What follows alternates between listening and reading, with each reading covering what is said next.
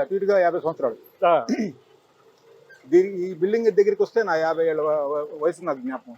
ఉమ్, అప్పుడు నేను 7, 8 క్లాస్ చదువుతున్నాను. ఉమ్, మాకు ఇక్కడ షూటింగ్ అంటే చూద్దాం, నెల్లూరులో అప్పుడే మొట్టమొదటిసారిగా షూటింగ్ జరగడం అనేది బాగా, ఉమ్, దాన్ని చూద్దామని వచ్చాం ఇక్కడికి. ఉమ్, వచ్చిన క్రమంలో ఈ బిల్డింగ్ ఆ. పెద్ద రాజప్రసాదం లాగా ఉండేది. ఈ బిల్డింగ్ అప్పుడు రంగులు గింగులు రాజప్రసాదమే.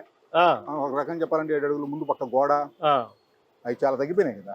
ఆ, 7 అడుగులు గోడ అది. ఆ, అది ఇక్కడికి వచ్చి షూటింగ్ అంటే మేము అందరిని అక్కడ నిలబెట్టేశారు. ఉమ్, ఆ నుంచి ఆ, చూస్తున్నా ఉమ్, నాకు బాగా ఇష్టమైన నటుడు రాజుబాబు. ఉమ్, రాజుబాబు గారు ప్రధాన పాత్ర దీంట్లో, ఉమ్, ఒక రకంగా చెప్పాలంటే. ఓకే. ఆ, ఆహా, ఎందుకంటే మతాలకి కులాలకి అతీతంగా వ్యవహరించే క్యారెక్టర్. ఆ, చెప్పులు కుట్టుకునేవాడు చెప్పులు కుట్టుకున్నాడు అక్కడ, అదేలే ఈ ప్లేస్ లో. ఈ ప్లేస్, ఆ ప్లేస్ ఆ, ఆడ చెప్పులు కుట్టుకుంటుండేవాడు. ఉమ్, అక్కడ నుంచి ఈ లోపల పక్క ఛాయదే ఉండేది.